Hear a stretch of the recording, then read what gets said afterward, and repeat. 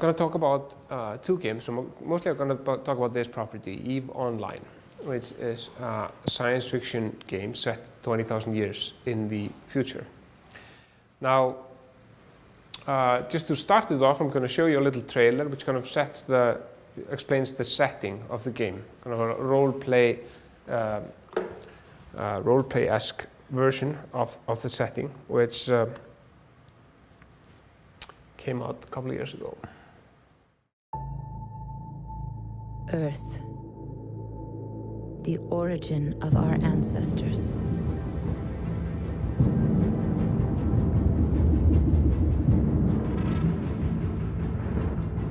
A century had passed since they discovered the Eve Gate, a wormhole, passage to a remote corner of the universe. New Eden. It was the largest colonization effort in the history of man. The mass settlement of hundreds of strange new worlds. We thought nothing could stop us.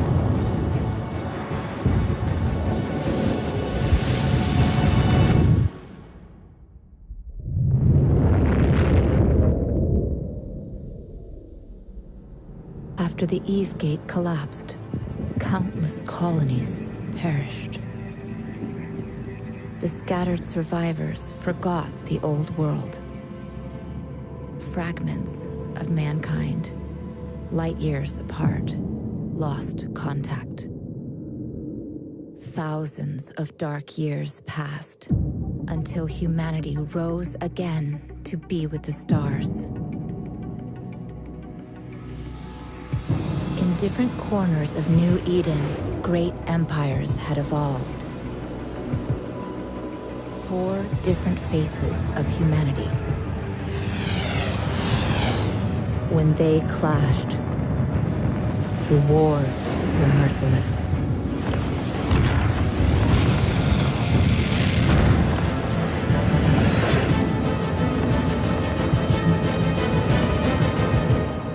Out of the years of conflict, a new kind of human emerged. One capable of immortal life. To transform into this rare breed, we pay the ultimate price. At the moment of death, our mind is transferred to a fresh clone. We have become immortal. In the sky, we reach farther. On the ground, we strike harder. The empires are losing their grasp on power.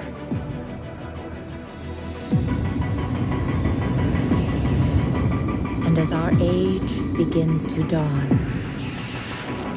they will learn to fear us.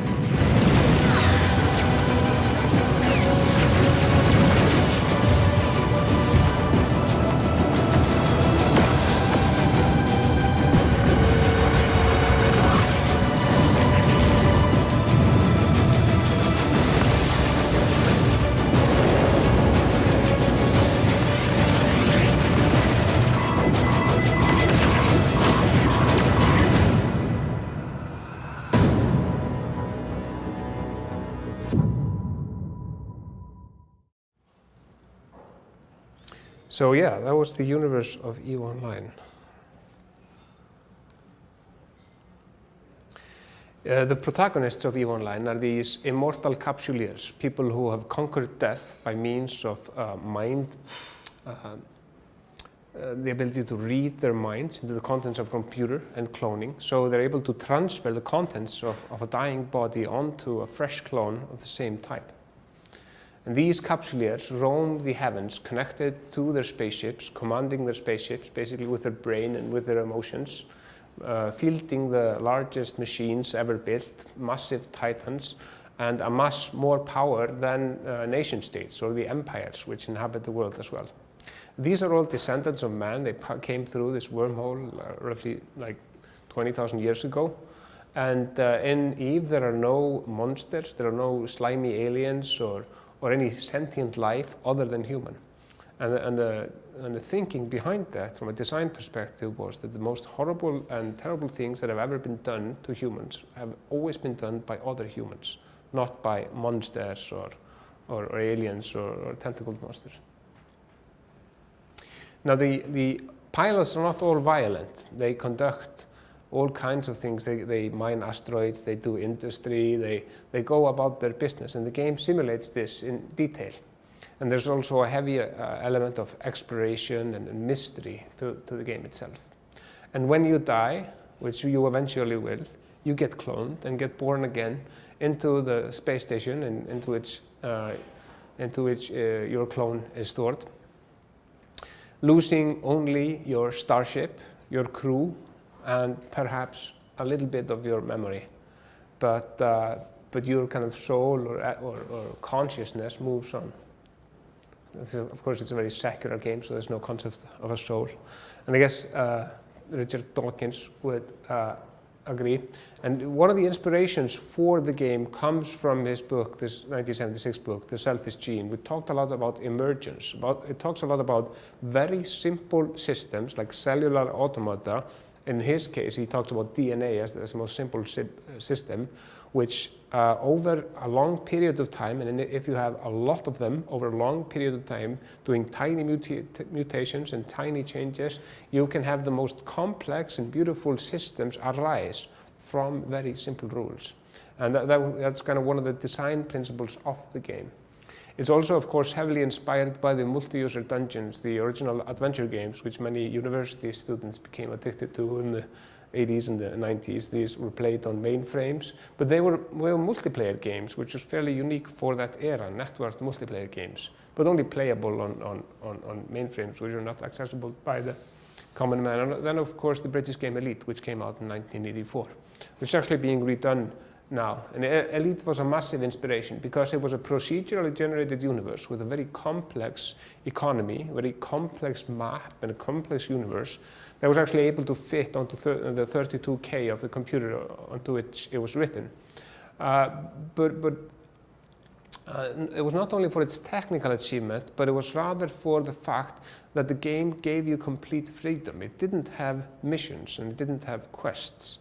It was like a simulation of this vast universe into which you could define your own identity, whether it was to be a pirate or a trader or industrialist or a miner, only through your behavior. So you never made that conscious choice. You never selected miner or selected trader.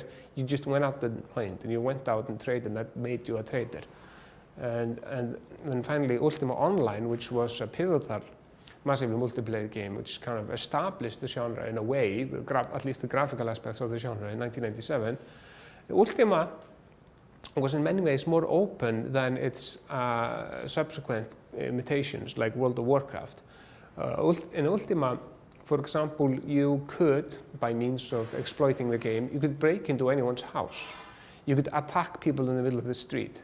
There were no safe areas. You could, and you had people who were called player killers who used to do this for fun. They would attack innocent game players, steal their clothes, break into their houses, steal their stuff, which infuriated players. And many players asked that this feature be turned off, or asked that they be protected. But what happened in the meantime is that players started banding together, the good players, and hunting down the player killers. So you had bands of vigilantes, essentially, in an emergent fashion, springing up and providing a balance to this kind of force of evil. So what we observed in Ultima was with the lack of rules, then players themselves were forced to make up their own rules and generate their own society. And that was a big inspiration. And of course, using people as content, which today isn't such a revolutionary idea with the advent of social networking, but you should keep in mind that Eve is published in 2003, and this is before Facebook and before a lot of social networking kind of sites and technologies emerged. It was not the first social network, definitely, but But this idea to use people and the human interaction as the content rather than linear content also sprung from the fact there was just 30 people in the development team in Iceland on a tight budget, on a tight time scale, and we were not able to generate, for example, all of the linear content which, for example, World of Warcraft provides, which provides literally thousands of missions over a vast area. Another key principle to the design of EVE is the kind of perpetual machine of it. Of course, this is illustrating the water cycle, but in EVE, the cycle goes something like this. You get a spaceship and a little mining laser. You go out and you mine an asteroid. With the asteroid, you get ore. You take the ore and you refine it into minerals. You take the minerals, either sell them or to someone else, or perhaps you use them yourself and take a blueprint for a spaceship and manufacture a spaceship and manufacture weapons. And you go out and you fight other players so that you can get access to more asteroids and more resources, and you may be killed and your spaceship may be blown up, and that is then salvaged and again turned into minerals, which then are made into different spaceships and so on. And so there's this cycle of materials and logistics it's ever evolving, although it's hard to keep that in balance, just like with any ecosystem. But that's kind of a principle to EVE, that there's as little magic as possible, that things don't magically appear or disappear. They always come from somewhere and go somewhere. And this is what the game looked like in 2003. It has improved considerably. The graphics have changed and evolved, and the user interface has also changed. But the game does suffer from the fact that it was built upon design principles and user interface paradigms which were prevalent in 2003. And when you have a legacy product like this, which evolves on its own and it's been updated with big updates twice a year since then, it can be hard to kind of swing it back or adapt it to whatever's going on right now in the space of user interface and user interaction design. So it still inherits a lot of elements which kind of remind you of operating systems, whether it's like the Macintosh operating system or Windows 95 even, which has been kind of hard to unwind, and that's been a major struggle. Because when you have a captive audience, and we have like up to 500,000 subscribers, and you're trying to make dramatic changes to the product that they love, it's a bit like when Facebook changes their font and you have almost riots in the streets. People don't like change. We changed the font at one point so that you could distinguish the letter O and 0 and letter E and 3, and I think 7% of our community, 5 or 7% of our community violently disagreed with the changes when it was lobbying for us to change it back. So making large-scale user interface changes to a legacy product like this can be quite tough. Like I said, in space, our players do a lot of mining and they do a lot of industry, and they do a lot of trading as well. And sometimes EVE has been called spreadsheets in space, when people make fun of how detailed and how intricate the user interface is, and how much of the game is played like this rather than through objects on the market.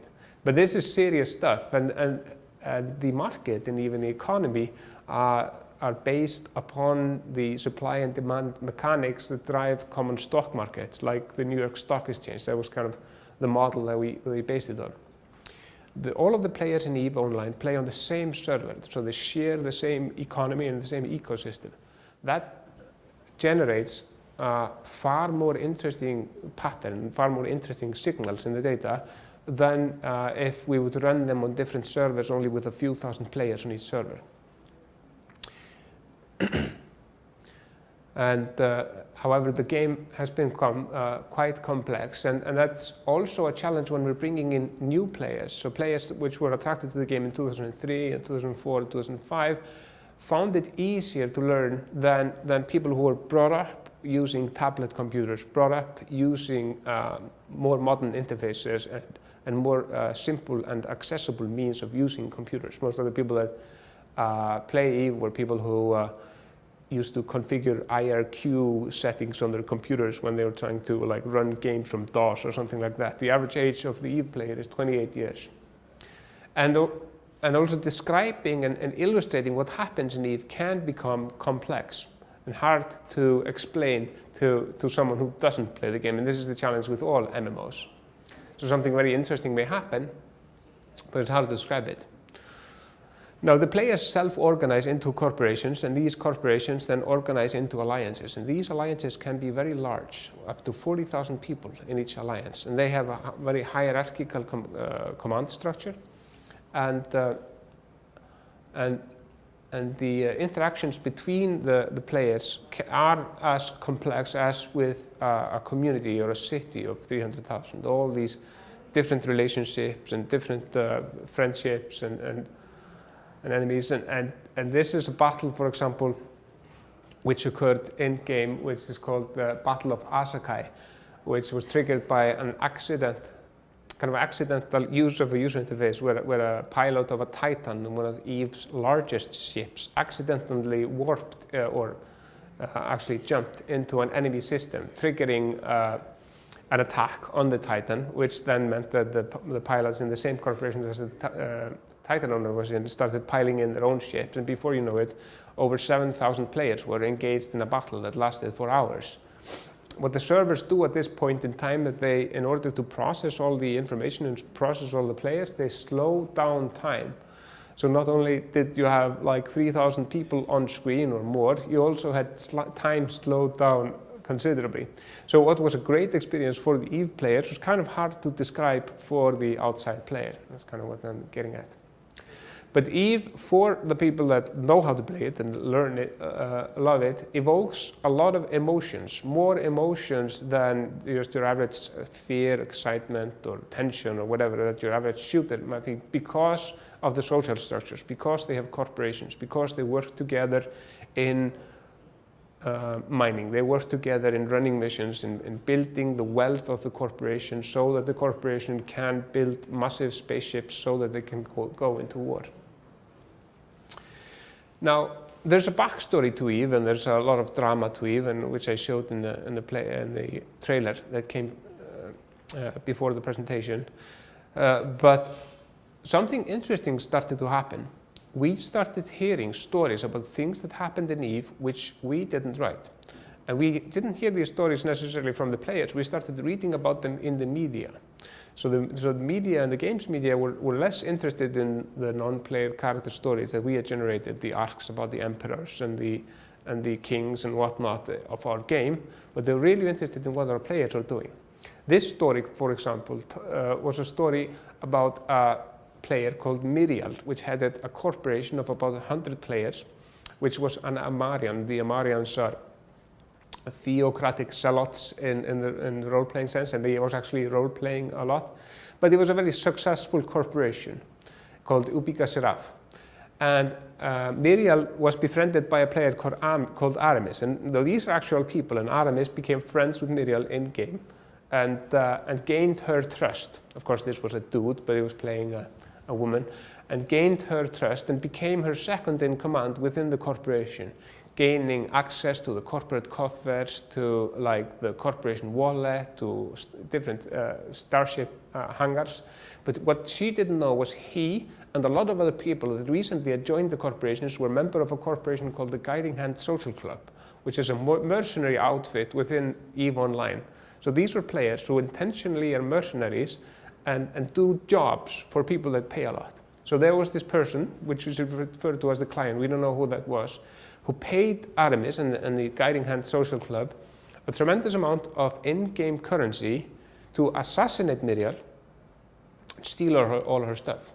So at 6 a.m. on Saturday morning, Aramis convinces Miriel to take out her most precious ship, something that it was a unique ship in game. It was kind of invaluable in a way because there was only one of them in game. It couldn't be like, it would be worth thousands of dollars on eBay if somebody would try to sell it.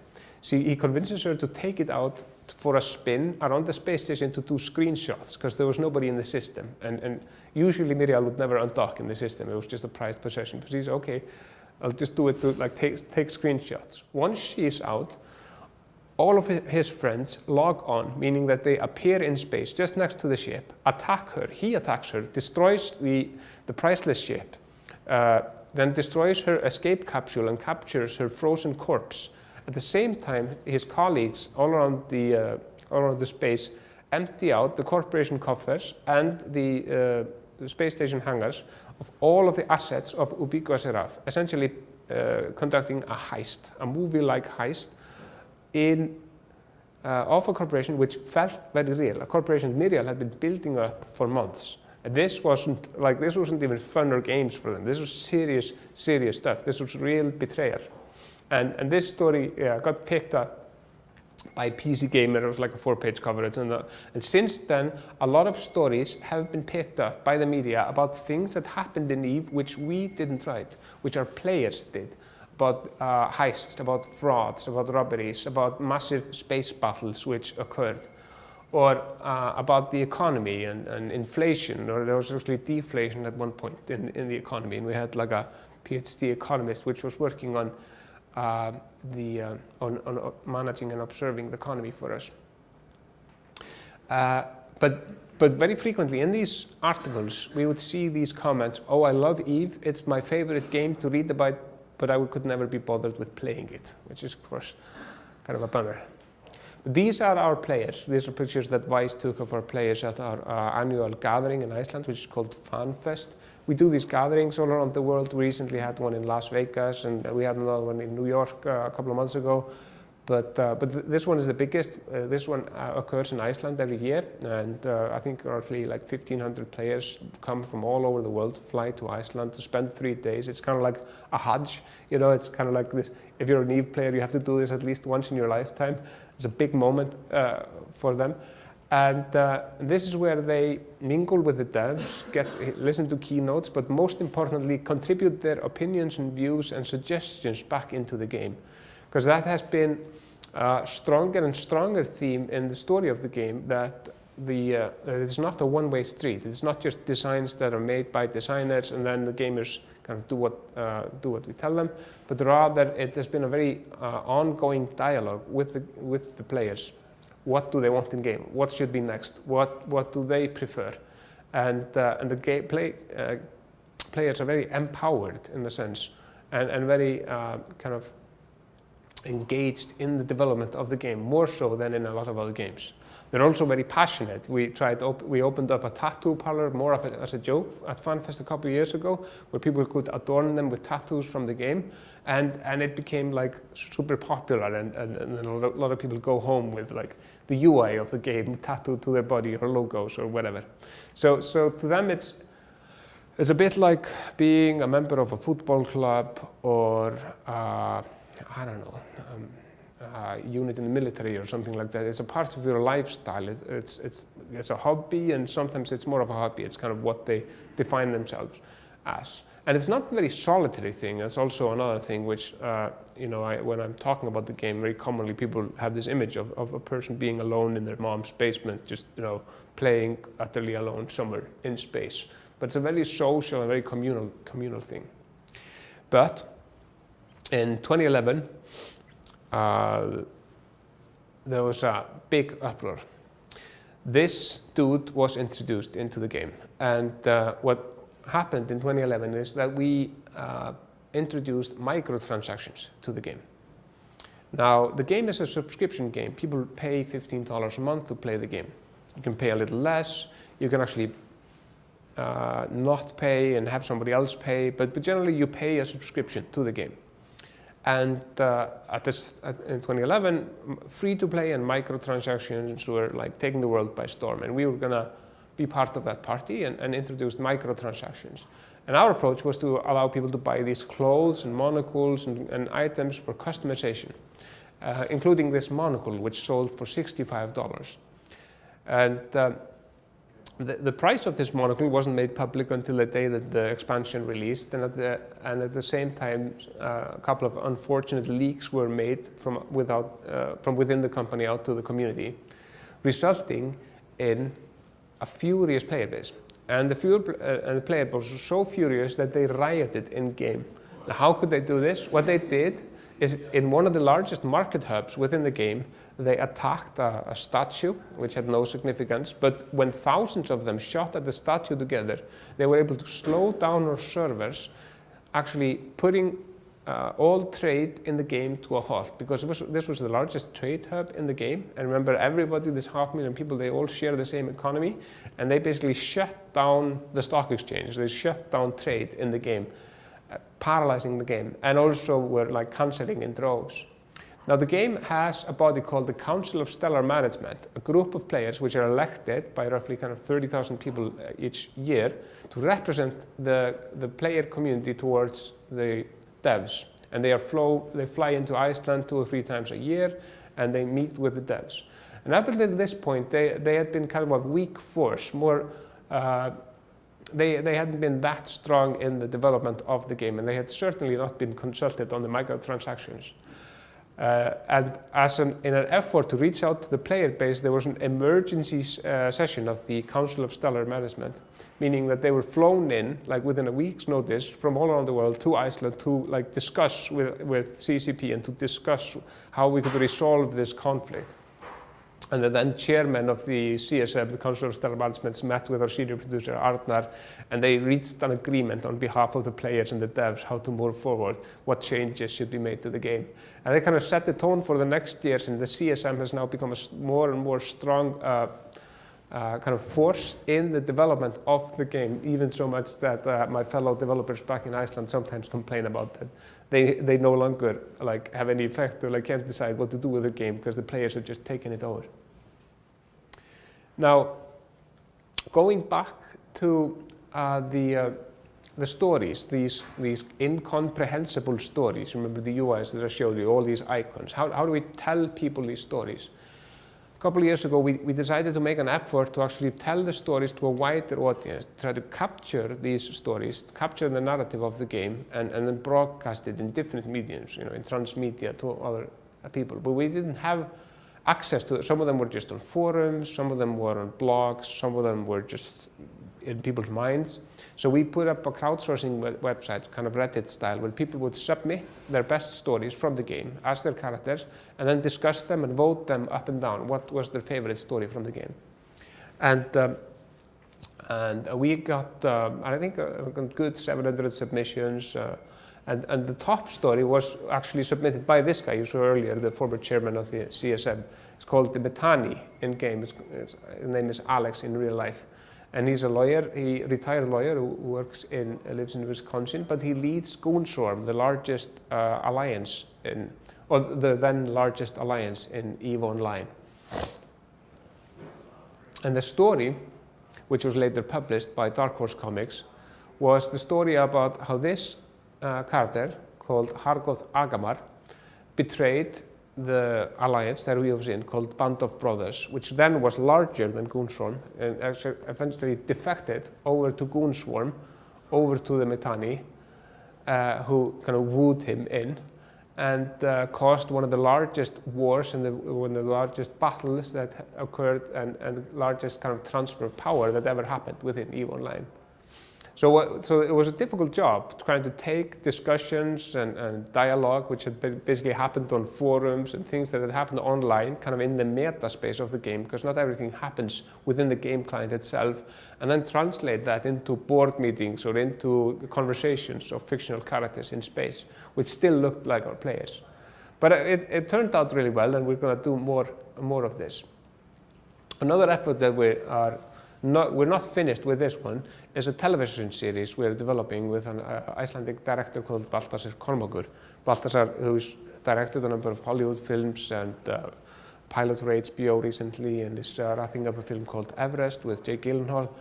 He is attached to direct a live-action television series based on true stories from EVE Online. And we're working with a screenwriter and a production company in Hollywood to essentially create a live-action series on a massive scale, set in space, 20,000 years from now, based on true events.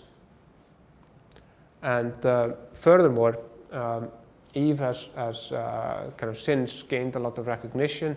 This is a picture from the Museum of Modern Art, where he was recently acquired into their permanent collection and was on display for a year, but actually sadly is no longer on display. It's just put into a box with next to a goat's head from Picasso.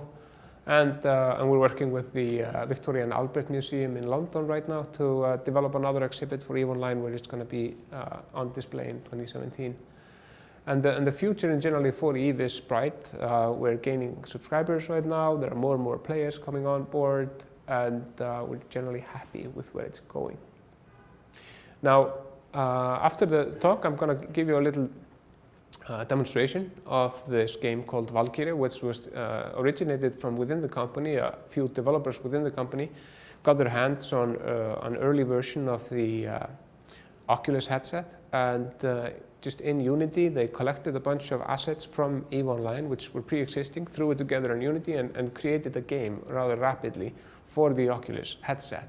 Showed it at our FanFest, and it gained a lot of traction and popularity. A lot of press wrote about it, so we brought it to a few other shows like E3 and Game Developer Conference, where it even got more and got some awards, even though it wasn't really a game. So now there's a team working on it. We've built a team of like 35 people who are working on it, and it's going to ship. It's going to be a launch title on the Oculus Rift. And it's quite a unique experience featuring this character called Raun, who has the voice of Katie Sackhoff from Battlestar Galactica, where you're basically flying a small fighter kind of in a first-person view, being thrown out the launch tube of a large battleship and shooting down other spaceships in space. And that's the end of it, and I hope you will like it. Thank you. Yeah. No. Fresh clone. We have become immortal. In the sky, we reach farther. On the ground, we strike harder. The empires are losing their grasp on power.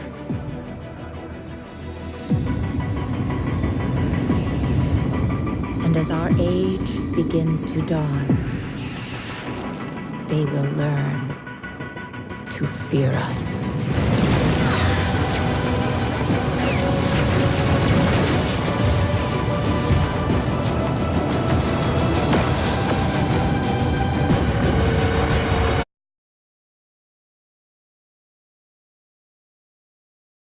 I'm going to talk about two games. So mostly I'm going to talk about this property, EVE Online, which is a science fiction game set 20,000 years in the future. Now, just to start it off, I'm going to show you a little trailer which kind of explains the setting of the game, kind of a role-play-esque version of the setting, which came out a couple of years ago. Earth, the origin of our ancestors.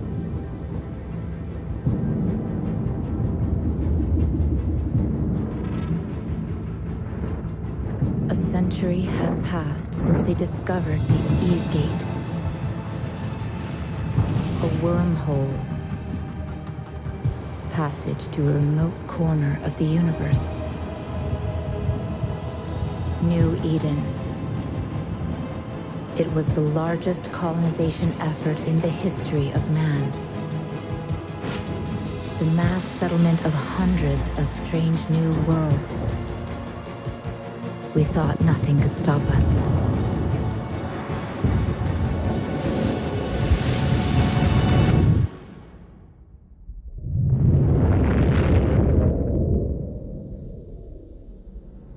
After the Eve Gate collapsed, countless colonies perished. The scattered survivors forgot the old world. Fragments of mankind, light years apart, lost contact. Thousands of dark years passed until humanity rose again to be with the stars. In different corners of New Eden, great empires had evolved. 4 different faces of humanity. When they clashed, the wars were merciless.